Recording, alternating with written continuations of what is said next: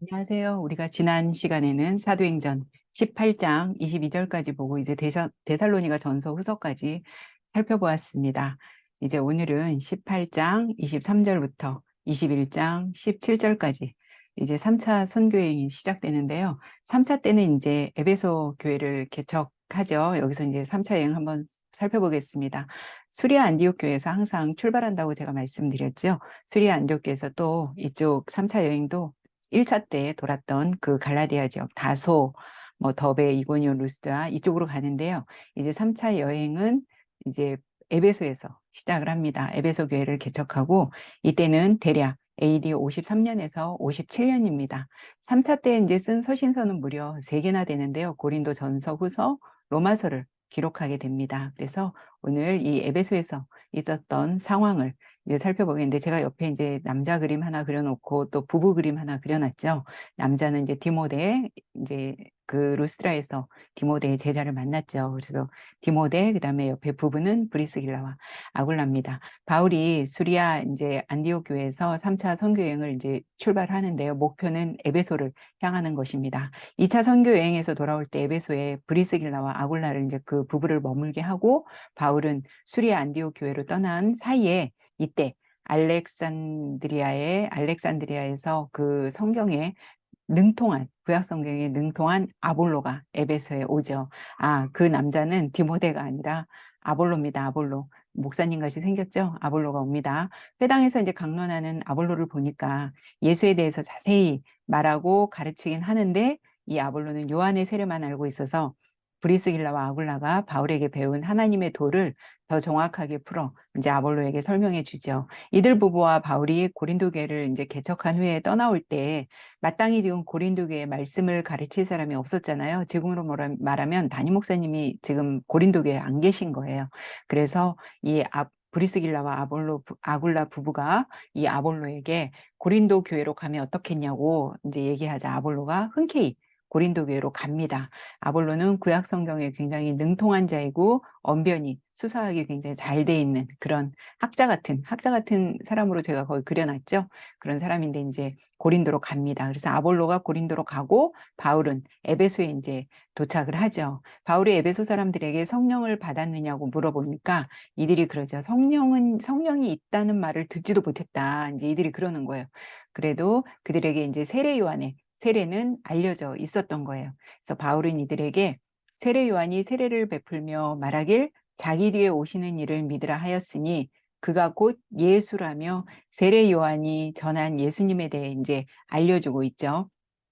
그러면서 그들은 주 예수 그리스도 이름으로 세례를 받고 바울이 안수하자 성령이 임하고 방언도 하고 예언도 합니다. 그래서 바울이 회당에서 이 에베소 회당에서 3개월간 말씀을 전하자 또 그 비방자들이 나타나서 바울은 제자들을 데리고 이번에는 두란노 서원으로 가서 이제 날마다 말씀을 전합니다.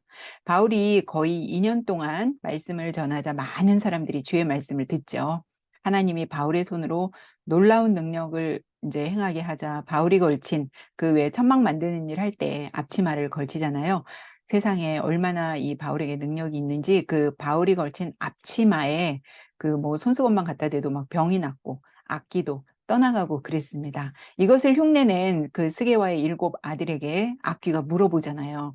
내가 예수도 알고 바울도 아는데 너희는 누구냐? 그래서 이제 이 스게야 7 아들이 흉내내다가 아주 혼나는 그런 일도 있고 오히려 악기에게 막 당하고 이들이 도망가죠. 이를 보고 사람들이 이제 두려워하며 주 예수의 이름을 높이죠. 마술을 행하던 사람들도 회심하고 심지어 마술책을 다 자기들이 갖고 있던 마술책을 불사르기도 합니다. 그 불사른 책값을 계산하니 거의 은 5만이나 되었다고 해요.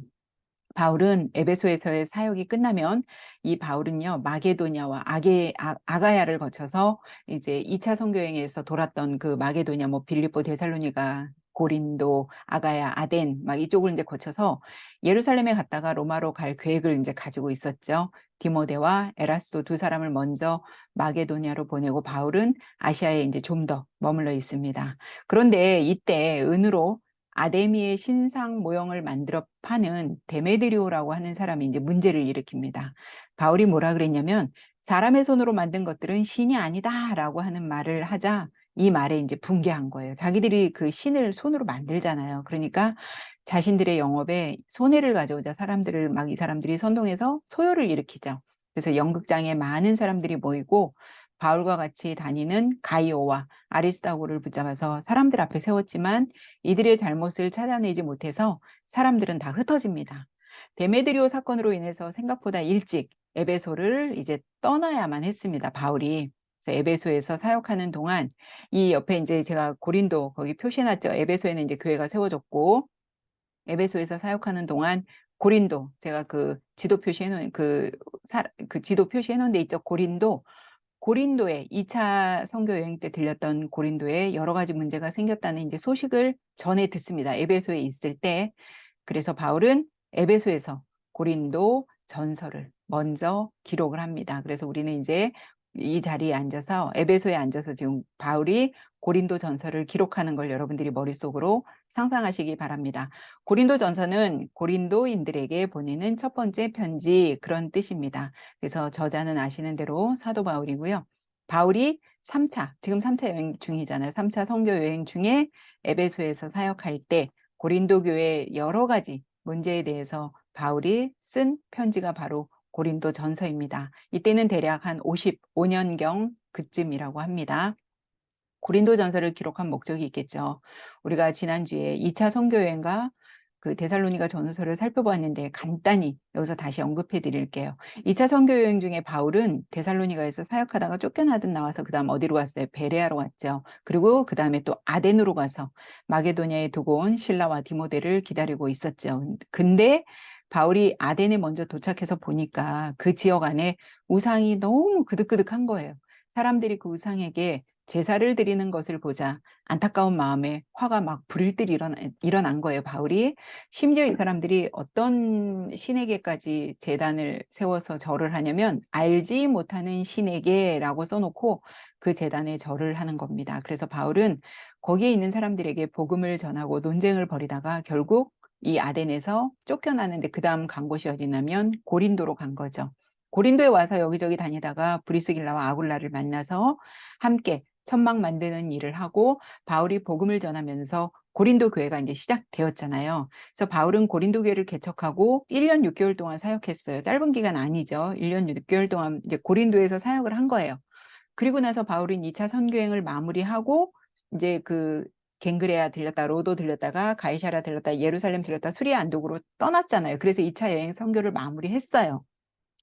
자기가 2차 선교 여행 때 원래는 그 에베소에서 사역하고 싶었지만 성령이 마게도냐 쪽으로 가라 그래서 바울이 2차 때 에베소에 못했잖아요. 그리고 오는 길에 잠깐 들렸단 말이에요. 오는 길에 들리면서 브리스길라와 아굴라를 고린도에다 놓고 바울은 이제 수리아 안디옥 교회로 가서 선교 보고를 하고 지금 3차 선교 여행을 지금 에베소로 이제 떠난 그런 상황인 거예요. 그리고 다시 3차 선교 여행을 시작하면서 에베소에 들려서 본격적인 사역을 이제 시작을 하고 있는 겁니다. 지금 여러분 이걸 이제 머릿속에 생각을 하세요. 에베소에서 사역하고 있는 근데 바울의 귀에 고린도 교회에 대해서 가슴 아픈 소식이 들려오기 시작하는 거예요. 고린도 교회 안에 여전히 음란한 문제들이 있고 한 교회 안에서 믿는 성도들이 나뉘어져서 막 분쟁하고 결혼에 대한 거, 이혼에 관한 거, 뭐 재혼, 성찬 이런 것들에 대한 문제들이 생기면서 궁금한 거죠. 이제 이런 것들에 문제도 생기고 하면서 사람들이 에베소에 있는 바울을 찾아서 자문을 구하기도 하고 편지를 보내기도 하고 그래서 바울이 쓴 편지가 뭐다? 고린도 전서입니다. 그러면 고린도 전서가 16장으로 돼 있어서 비교적 짧은 성경이 아니죠. 굉장히 긴 서신이에요. 우리는 고린도 전서 맥을 한번 잡아보면 간단합니다. 1장부터 4장까지는 교회 내에 이제 여러 가지 분쟁, 이제 파가 막 나뉘어집니다. 그것에 대해서 이제 기록하고 있고요. 5장에서 6장은 교회 안의 음행과 법정 소송, 그거에 대한 얘기. 7장에서 15장은 교회 안에 생긴 여러 가지 문제에 대해서 이제 기록하고 있고 16장은 예루살렘 교회를 위한 헌금을 이제 바울이 부탁을 합니다. 그래서 고린도 전서는 이렇게 긴 16장으로 된 긴 서신이지만 이렇게 분류는 간단하다는 거. 그래서 고린도 전서는요. 로마서나 뭐 갈라디아서 같은 경우처럼 뭐 사도 바울의 교리 서신도 아니고 디모데전서, 디모데후서, 디도서처럼 목회 서신 그런 목회의 지침을 가르치는 서신도 아닌 바로 고린도 전서는요.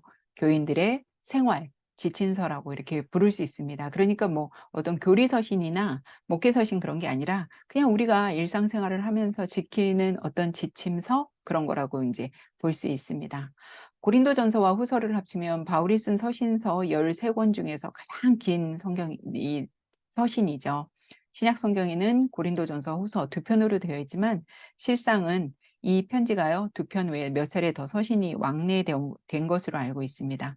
학자들은 최소 4번, 뭐 어떤 그 슈미탈슨나 어떤 그런 학자들은요, 최소한 9통의 편지가 오고 갔다고 이제 그렇게 하는데, 이 서신들이 분실되고 우리가 갖고 있는 건 지금 고린도전서와 후서인데요. 고린도 교회의 문제를 해결하기 위해 편지도 보내고 디모데나 디도처럼 동역자를 파견하기도 하고 아니면 바울이 직접 방문을 하기도 했습니다. 바울이 고린도전서를 쓰기 전에 첫 번째 편지가 먼저 전달이 됐어요. 그걸 어떻게 알 수 있냐면 고린도전서 5장, 여러분들이 이제 그 표를 잘 보세요.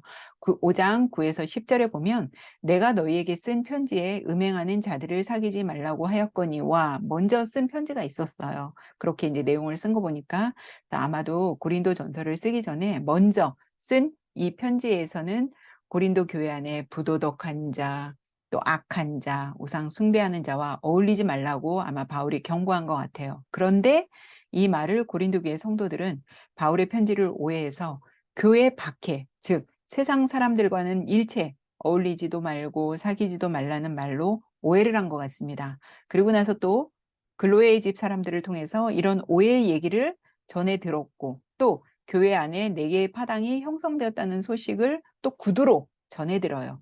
그리고 나서 얼마 후에 이번에는 스데바나나 부드나도 아가이고 같은 사람들이 바울을 찾아와서 고린도 교회에 또 편지를 전달합니다. 이제 궁금한 걸 전달하는 거죠. 그래서 이러한 문제들에 대해 바울이 자세히 써준 것이 오늘날 우리가 지금 갖고 있는 고린도 전서입니다. 그래서 엄밀히 말하면 우리는 성경에 지금 고린도 전서와 고린도 후서만 있지만 엄밀히 말하면 고린도 전서는 바울이 고린도 교회에 보낸 두 번째 편지라고 볼 수 있겠죠. 이걸 고린도 교회에 전달한 사람은 디모데입니다. 디모데가 바울의 고린도 전서 편지를 고린도 교회 성도들에게 이제 읽어줬겠죠. 대독을 했겠죠. 그러나 이들이 회개를 하기는커녕 오히려 바울이 직접 오지 않고 디모데를 보낸 것에 대해서 막 격분하고 분개하며 디모데를 내쫓듯합니다.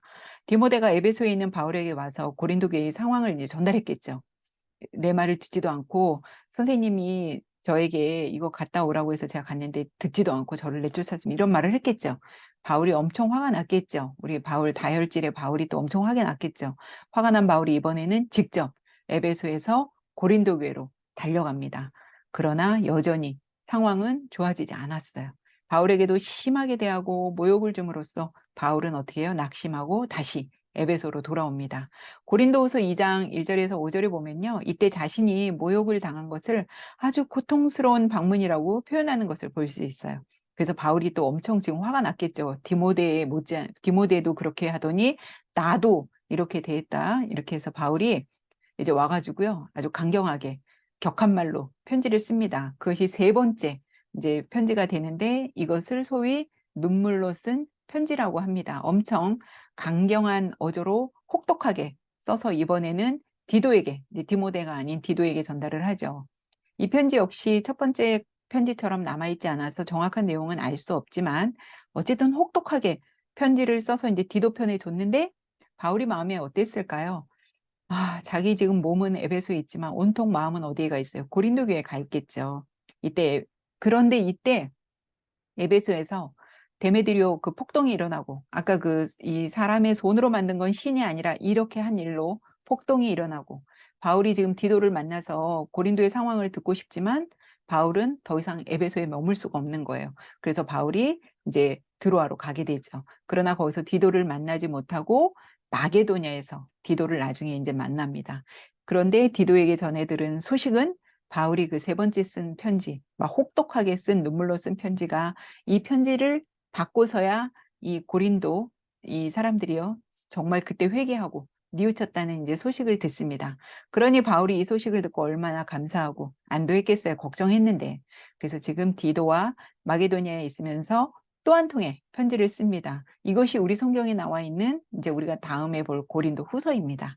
그런데 학자들 간에는 이 고린도 후서도요, 13장으로 되어 있는데 1장부터 9장을 먼저 써서 보내고 후에 또 다른 문제가 발생해서 10장부터 13장까지를 써서 보냈다고 합니다. 그러면 총 바울이 고린도에 보낸 편지는 5통이 되는 거죠.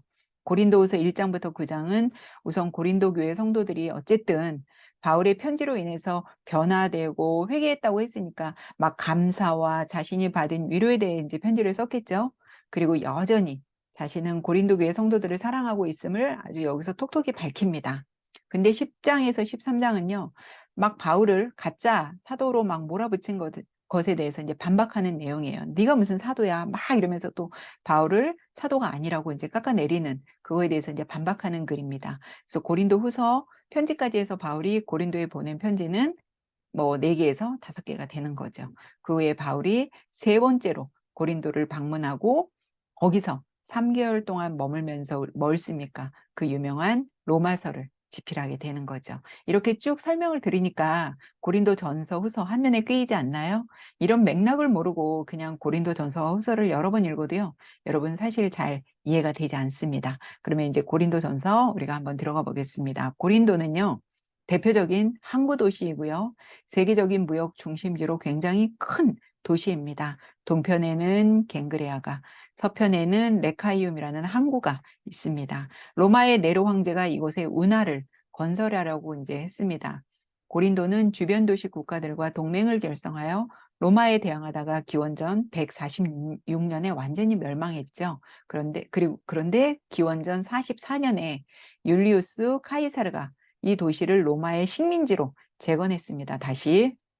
그리고 고린도의 재건 초기에는 로마의 퇴역 군인들, 도시 상인들, 노예들이 대거 유입했습니다. 그런데 위치상 로마 제국의 정중앙에 위치해 있다 보니까 자동적으로 교통, 무역, 상업이 발달했겠죠. 그러다 보니까 재정이 넉넉해서 대체로 생활들이 부유했습니다. 그렇지만 여러분, 모든 사람이 다 부유하다고 잘 사는 건 아니겠죠. 빈부격차가 심해서 여전히 가난한 사람들, 노예들도 굉장히 많았다고 합니다. 고린도에는 놋 기술공, 또 도예 기술자 등 다양한 기술을 가진 장인들이 밀집하여 상점을 차렸고요. 또 같은 직종끼리 조합을 결성했습니다. 뭐 길드라고도 하죠. 특히 고린도에는 후견인을 구하려는 후견인, 후원자 구하려는 철학자들과 예술가들이 굉장히 많았어요. 왜냐하면 후원자가 자기 뒤에 있으면 굉장히 든든하잖아요. 요즘으로 말하면 뭐라 스폰서라 그럴까요? 그런 거죠. 뭐 스폰서 백 막 그러죠. 그러다 보니까 고린도에는 말을 잘하는 사람, 언변이 좋은 사람들이 굉장히 많았다고 해요. 매일 연설하는 것을 연습을 막 해가지고 자신의 든든한 후견인을 얻고자 이제 그렇게 노력하는 거죠.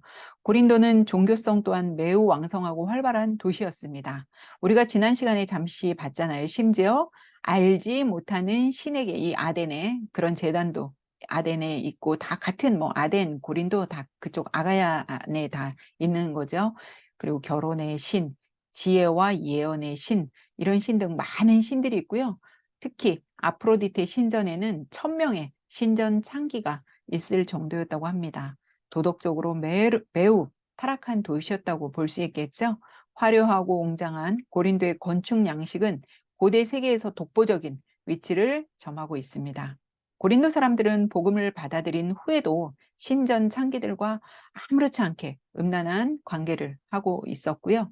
고린도 지역은 우상 숭배가 매우 극심했고 방탕했으며 매우 음란한 도시여서 이들을 가리켜서 코린티아 조마이라고 하면요, 고린도 사람처럼 행동하다라는 건데, 코린티아 조마이 이러면 굉장히 안 좋은 뉘앙스입니다, 여러분. 코린티아 조마이 이러면 아유 고린도 사람 같으니라고 이러면 굉장히 음란하고 그런 뉘앙스라는 거 알아두시기 바랍니다. 요즘 이제 여러분 가정교회라는 말 들어보셨죠? 요즘에.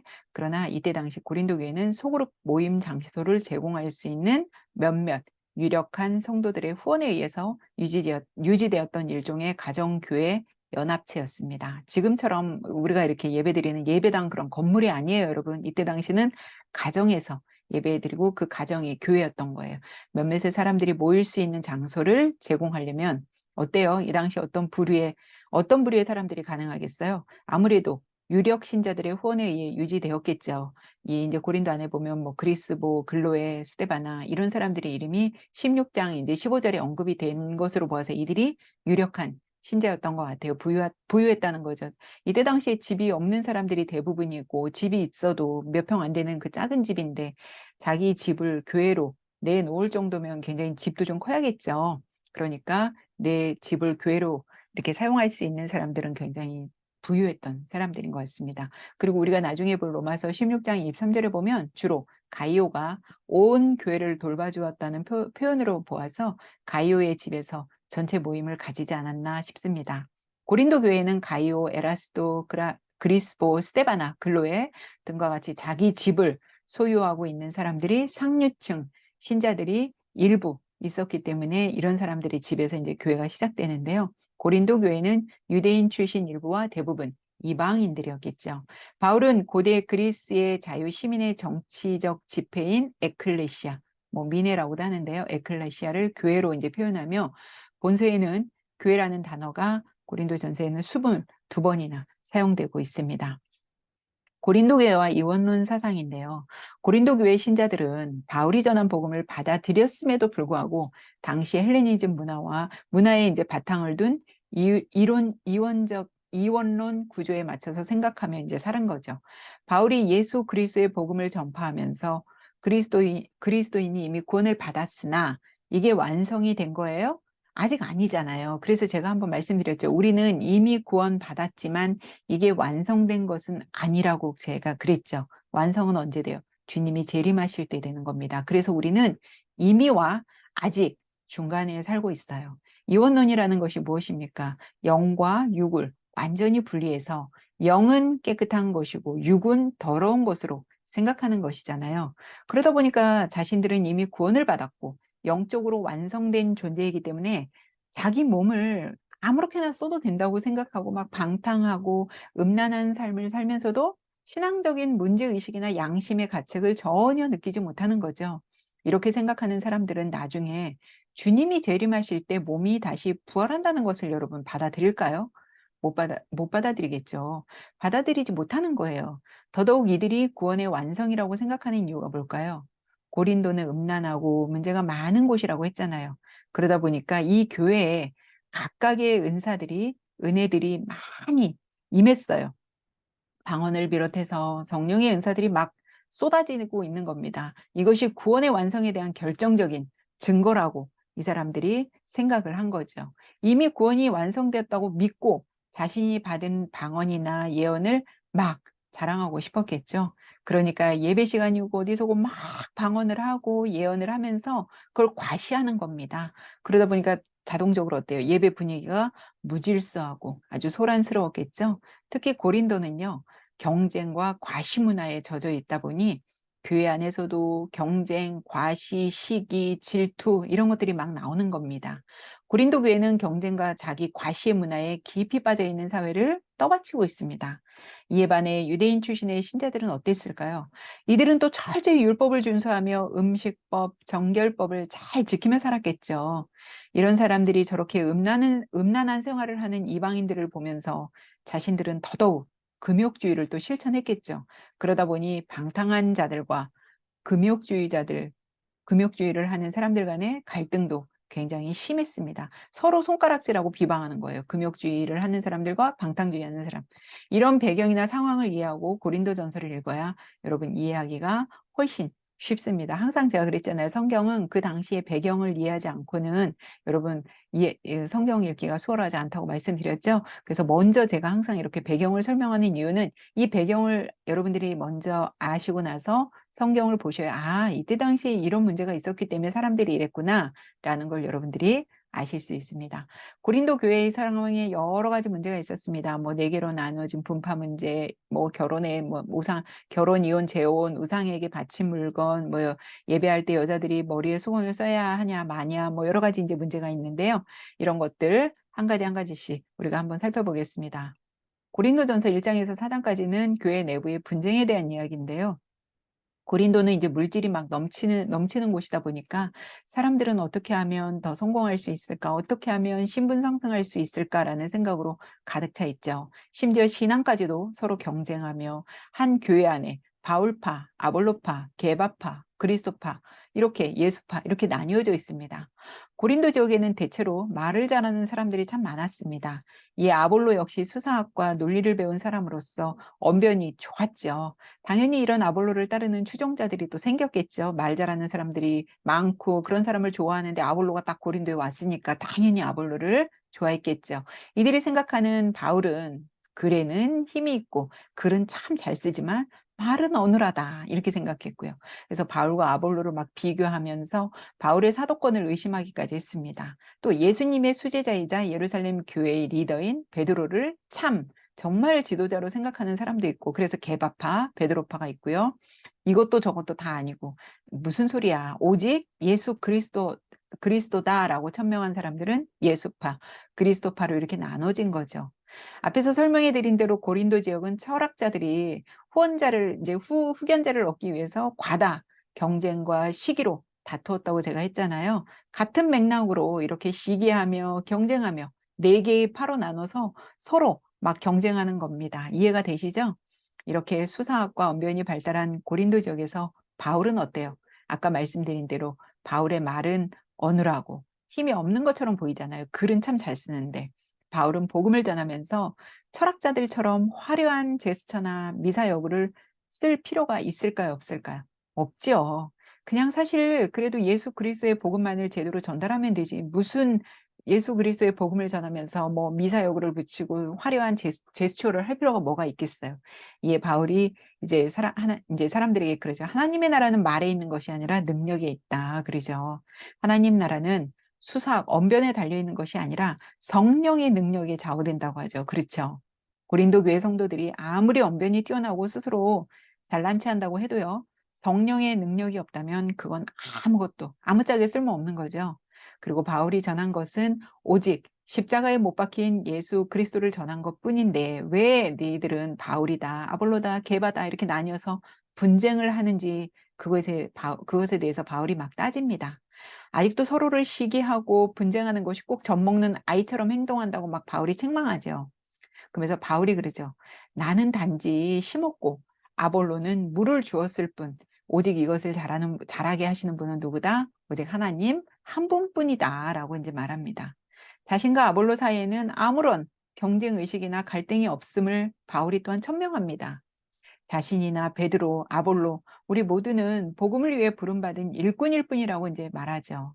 너희는 하나님의 성전이고 하나님의 성령이 너희 안에 있으니 누구든지 하나님의 성전을 더럽히면 하나님이 그 사람을 멸시한다고 이제 바울이 막 겁박을 합니다.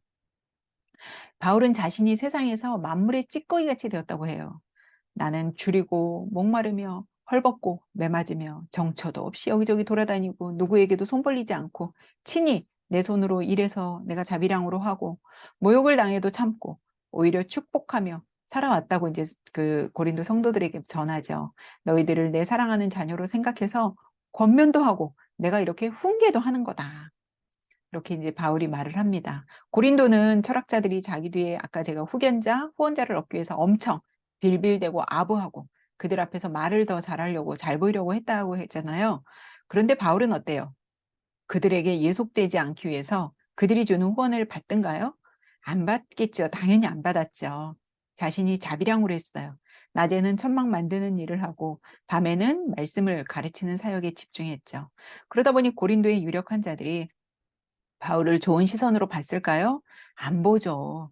이들에게 돈을 받고 그들에게 바울도 굽신거려야 그들도 좋아할 텐데 바울은 전혀 그렇게 하지 않으니까 오히려 바울을 막 욕하고 손가락질하는 겁니다. 지가 잘났으면 얼마나 잘났다고 우리 돈도 안 받고 지가 뭔데 저렇게 뭐 낮에는 천막 만드는 일 하면서 돈 받고 하면 되지 뭘 저렇게 돈을 안 받고 하냐고 막 바울에게 질책을 합니다. 그런데 바울은 너희들은 내가 복음으로 낳은 자들이다. 지금 일어난 일들에 대해서 이제 디모데를 보냈으니 우선 디모데의 말을 들어라. 하나님이 허락하시면 내가 곧 고린도로 갈 거다라고 이제 바울이 그렇게 이제 기록을 하고 있는 겁니다. 그리고 5장에서 6장에는요, 교회 안에 일어난 음행과 법정, 소송에 대한 이야기입니다. 고린도는 이제 역사적, 문화적으로 볼 때 성적으로 굉장히 문란한 도시였다 그랬죠. 교회 안에 어떤 성도가 아버지의, 그러니까 아버지의, 그러니까 아내, 처음에 이제 그 엄마가 아마 사별을 하셨던지 아니면 이 아버지가 이혼을 했는지, 그래서 새로운 젊은 아내를 얻었어요. 그런데 그, 그 아버지의 아내를 이 아들이 그러니까 첩이죠. 아버지가 새로 이제 구한 그 사람하고 사는 겁니다. 세상에 어떻게 이런 일이 있을 수 있어요. 그죠? 그러니까 아들이 아버지가 새로 얻은 그 여자하고 산다는 얘기예요. 바울이 막 화가 나서 니네는 어찌해서 이방인도 하지 않는 짓을 하냐며 당장 그 사람을 교회에서 막 쫓아내라고 해요. 이런 일을 고린도 교회 성도들이 부끄럽게 생각하는 것이 아니라, 야, 너는 니네 엄마, 그러니까 계모를 데리고 사냐 막 이러면서 오히려 그걸 막 사람들한테 자랑하고 떠벌리고 그런 다니는 행동을 한 거죠. 아까 제가 말씀드린 그 헬레니즘, 이원론 사상에 이제 젖어 있어서 그런 거죠. 이미 구원을 받았기 때문에 몸으로는 뭐 무슨 짓을 해도 상관이 없다고 이제 이 사람들은 생각을 한 거죠. 그러면서 이것을 바울이 누룩에 비유합니다.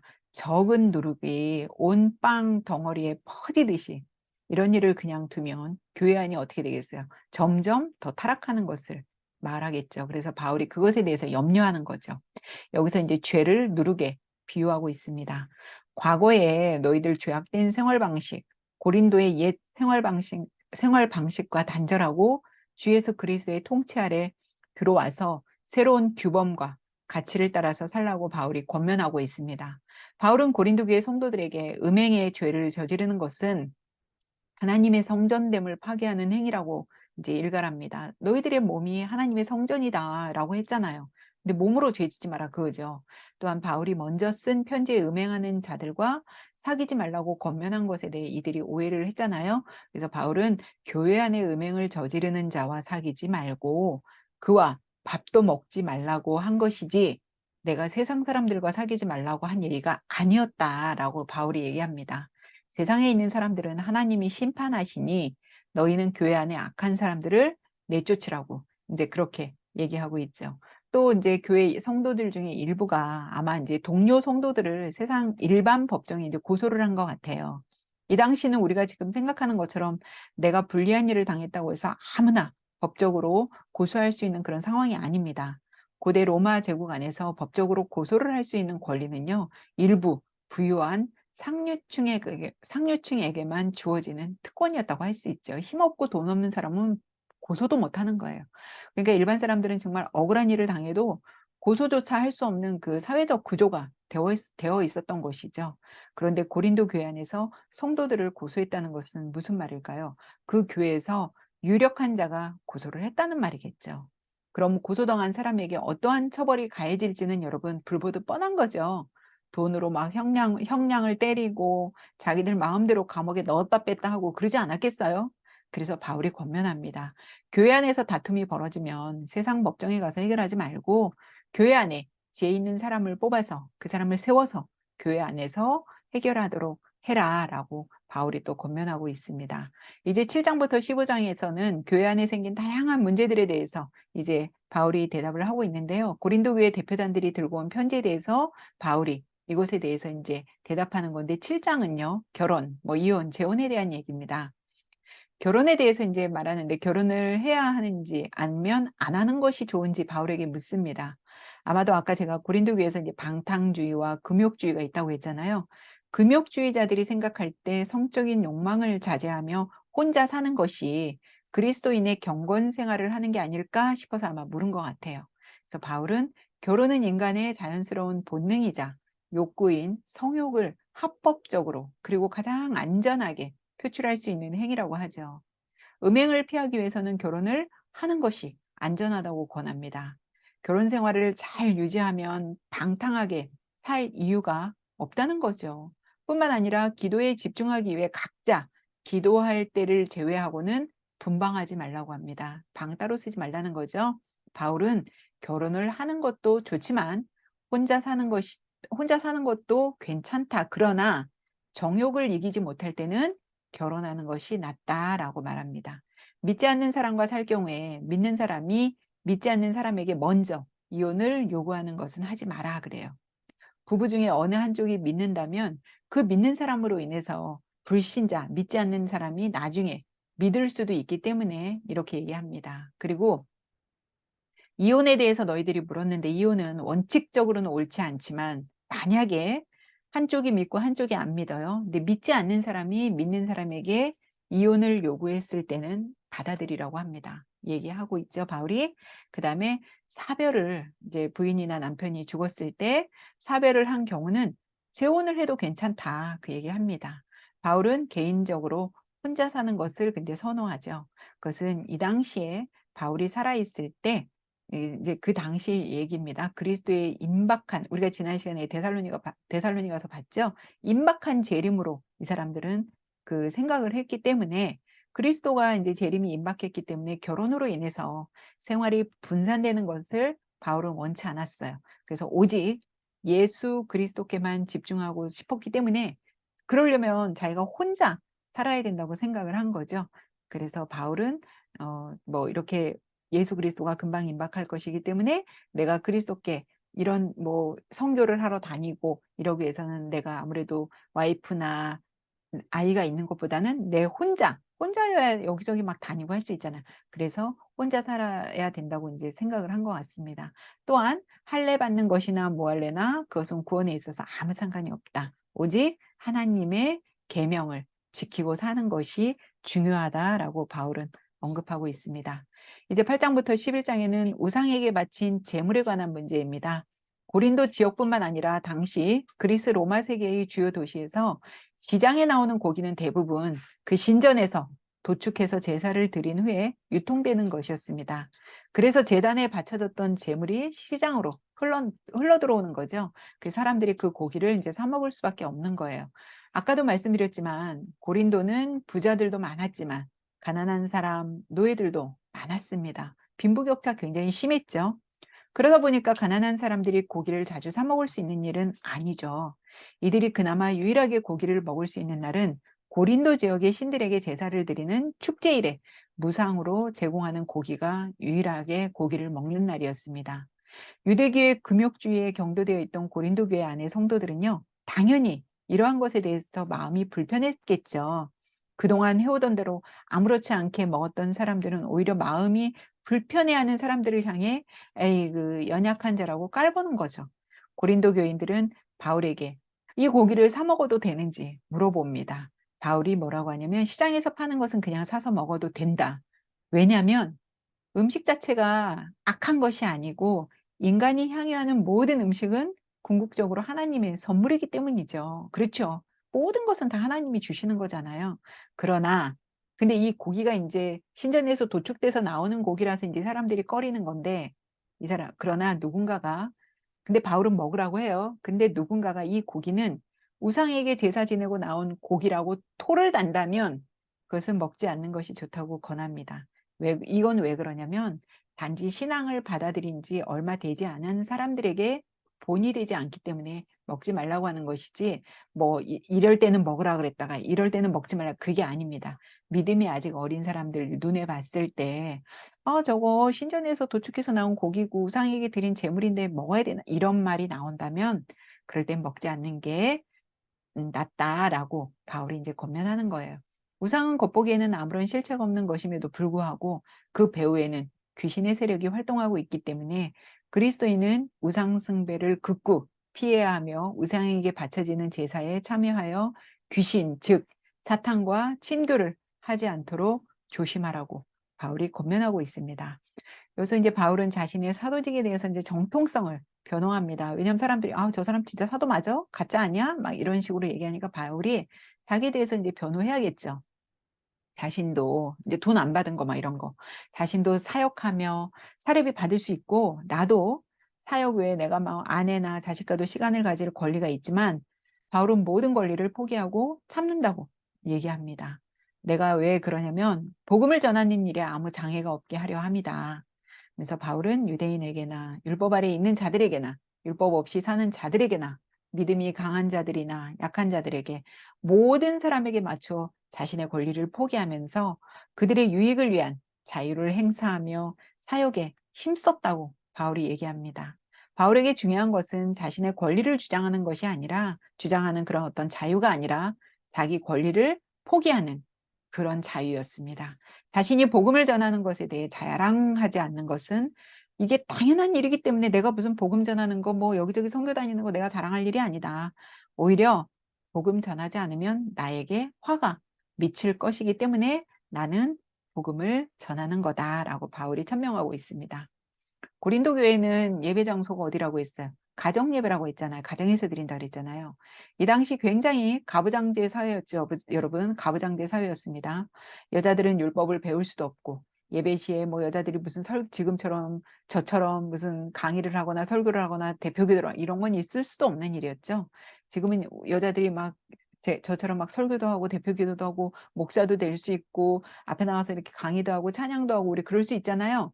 그런데 그때 당시에는 이런 일은 꿈도 못 꿨습니다. 그런데 우리가 앞에서 살펴본 대로 갈라디아서 3장 28절에 우리가 첫 번째 서신서 갈라디아서 볼 때 제가 3장 28절 뭐라고 했어요? 너희는 유대인이나 헬라인이나 종이나 자유인이나 남자나 여자나 다 그리스도 예수 안에서 하나이니라 라고 이제 바울이 이렇게 얘기를 했잖아요. 그러니까 바울은 이 말씀으로 비전과 신념, 곧 주 예수 그리스도의 구원은 인간의 모든 차별과 속박을 철폐한다는 신념의 근거에서 교회 안에서 여성들에게도 설교할 수 있고 기도할 수 있고 너희들 다 할 수 있다라고 권리를 부여했잖아요. 여기까지는 좋았어요. 그런데 고린도 교회에 문제가 생겼어요. 뭐냐? 바로 여자들이 예배 시에 머리에 그 히잡, 수건 뭐 이런 것들을 써야 하는데 신앙의 자유를 남용해서 그만 머리에 써야 할 수건을 쓰지 않고 앞에 나와서 막 설교도 하고 기도도 하고 시작한 겁니다. 고린도 지역은 음란한 도시라고 제가 말씀드렸잖아요. 당시 여자들은 공공장소에서는 머리에 그 히잡, 뭐 수건 이런 걸 써야 했습니다.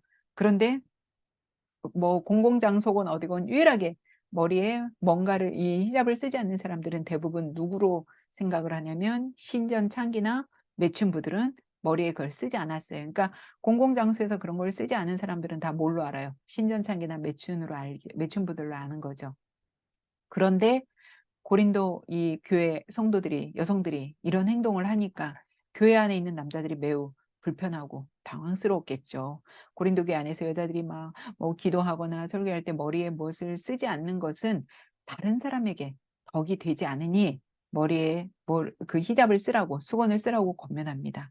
이건 여자냐 남자냐를 따지는 것이 아니라 하나님께 경건하게 드려져야 할 예배가 이런 문제로 혼란과 어떤 성적 유혹의 장으로 변질되면 안 되기 때문에 당시의 사회적 관습을 따르라고 하는 겁니다.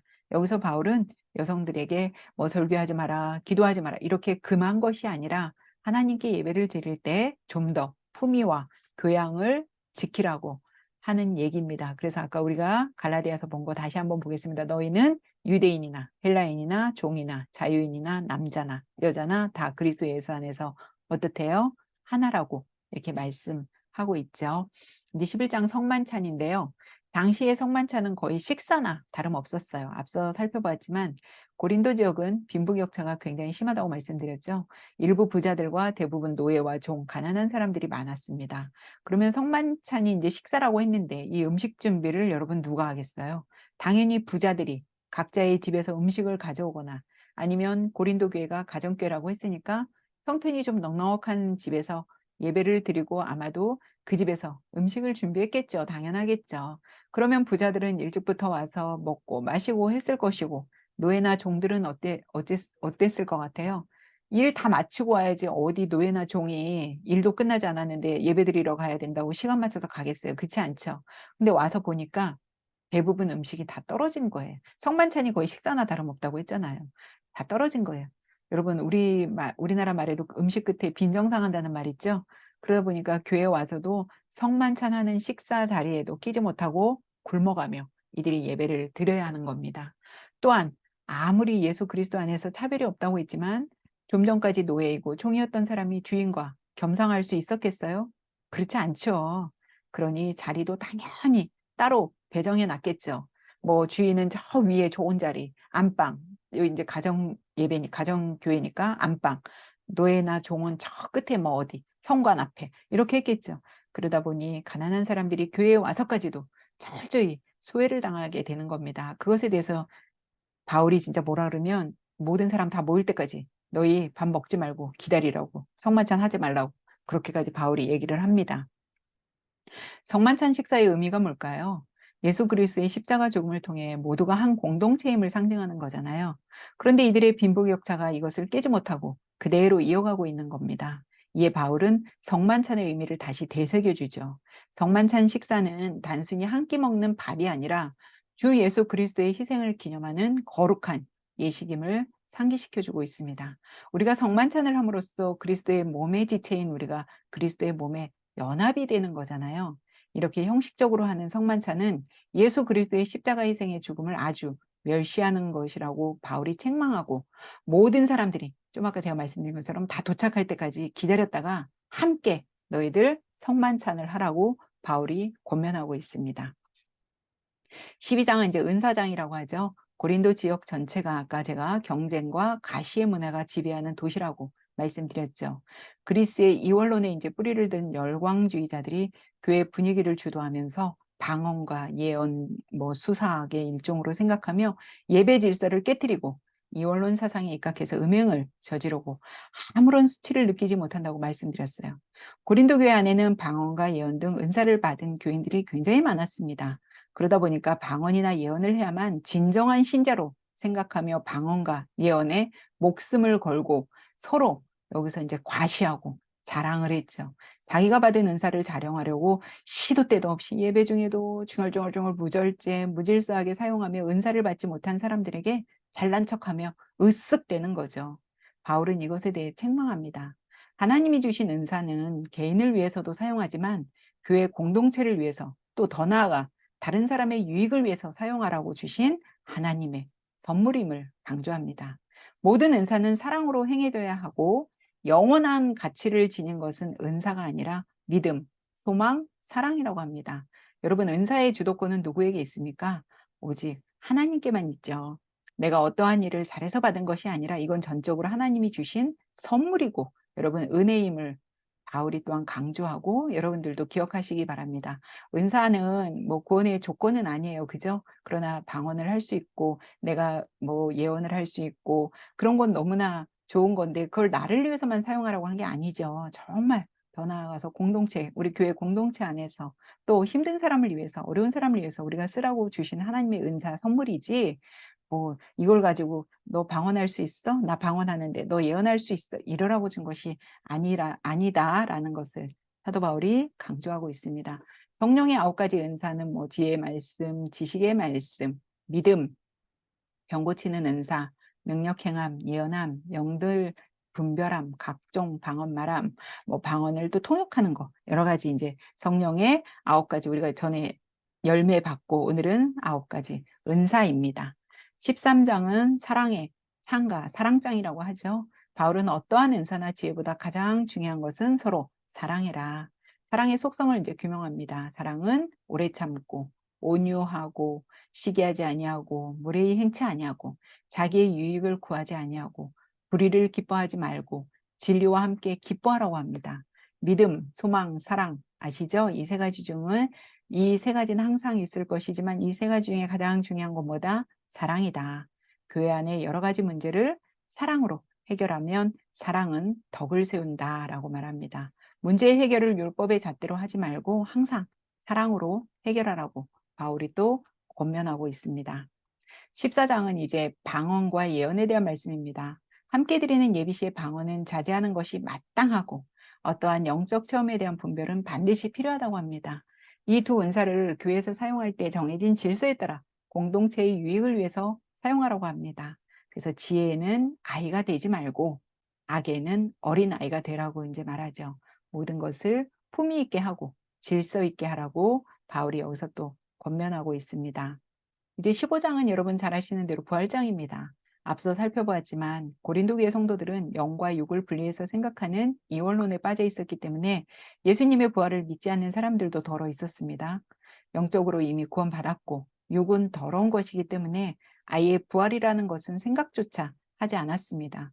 근데 여러분, 기독교 복음의 핵심이 뭐예요? 만약 예수님이 그냥 십자가에서 죽으시고 그것으로 끝이 났다면 하나님의 구속 사역이 어떻게 되겠어요? 예수님이 부활하셨기에 우리를 구속하실 수 있는 겁니다. 예수님의 부활을 믿음으로 우리가 죄 용서함을 받을 수 있는 거죠. 예수님의 부활로 인해 우리 성도들 역시 나중에 부활할 수 있는 길이 열린 거잖아요. 이에 바울은 그리스도의 부활의 확실성을 증언하기 위해서 구약 성경과 부활을 목격한 자들을 베드로부터 쭉 나열합니다.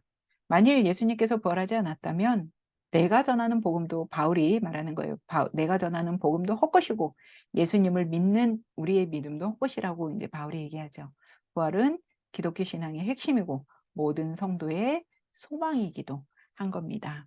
이제 고린도전서 16장 마지막 장인데요. 예루살렘 교회를 위한 헌금을 부탁하면서 인사하고 끝맺는데, 고린도 교회 성도들에게 헌금을 모아두라고 부탁하고 디모데가 가면 잘해주라고 합니다. 이 편지를 지금 디모데가 가지고 가잖아요. 또한 고린도 교회에서 사역하다 지쳐서 이제 돌아온 아볼로에게 바울이 여러 차례 고린도 교회로 다시 이제 돌아갈 것을 권면했지만 아직은 고린도 교회로 돌아갈 마음이 없다는 아볼로의 뜻도 전합니다. 고린도 교회에 이렇게 많은 문제가 있으니 아볼로가 그런 막 문제가 많다 보니까 막 바울도 모욕을 당하고 오는데 아볼로 어떻게 했겠어요? 견딜 수 있었겠어요? 그래서 아볼로가 고린도에서 사역하다 돌아와 있는데 바울이 다시 갈 것을 권면했지만 고개를 막 절레절레 흔들며 안 가겠다고 하는 거죠. 문제가 너무 많으니까 바울도 힘들었는데 아볼로는 얼마나 더 힘들었겠어요. 아볼로 안 간다고 그럽니다. 그래서 바울은 너희가 하는 모든 일을 사랑으로 하라며 권면하고, 그리스도인이 세상 속에서 어떻게 자신의 신앙적 권리와 자유를 철저히 행사할 수 있는지, 또 세상 속에서 어떻게 성도로서 살아가야 하는지를 말하며 고린도 이제 전서를 끝맺고 있습니다. 여러분 어때요? 고린도 전서 우리가 16장까지 이렇게 지금 봤는데요. 이렇게 설명을 여러분 듣고 나니까 어려운 거 없죠? 고린도 전서는 아까 말씀드린 대로 어떤 교리서나 무슨 그런 목회 서신 같은 그런 서신이 아니라 우리가 일상생활을 하는 데에서 벌어지는 일들에 대한 바울의 답변입니다. 생활 지침서라고 할 수 있습니다. 그래서 오늘은 여기까지 우리가 살펴보고요. 다음 시간에는 고린도 후서 함께 살펴보도록 하겠습니다. 여러분 한 주간 더운데 여러분 건강관리 잘 하시고요. 우리는 다음 시간에 뵙겠습니다. 수고 많이 하셨습니다.